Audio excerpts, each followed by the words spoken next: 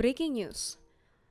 Sekda Musirawas EC Priskodesi mundur dari jabatan, pilih jadi ASN biasa. Sekretaris Daerah Musirawas EC Priskodesi secara resmi menyatakan pengunduran dirinya dari jabatan Sekda Kabupaten Musirawas.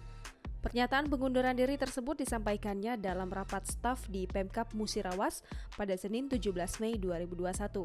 Dalam pesan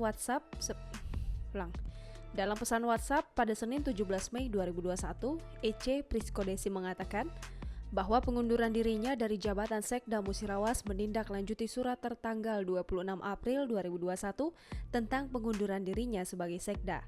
Alasan terkait pengunduran dirinya dari jabatan Sekda Musirawas tersebut, EC Priskodesi beralasan bahwa dia mengundurkan diri karena masalah kesehatannya.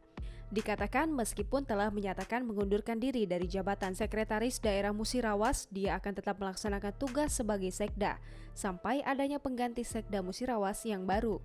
Dia berharap penggantinya nanti dapat bekerja dan bersinergi lebih baik lagi dengan pimpinan serta organisasi perangkat daerah, sehingga dapat melaksanakan roda pemerintahan dengan lebih baik lagi.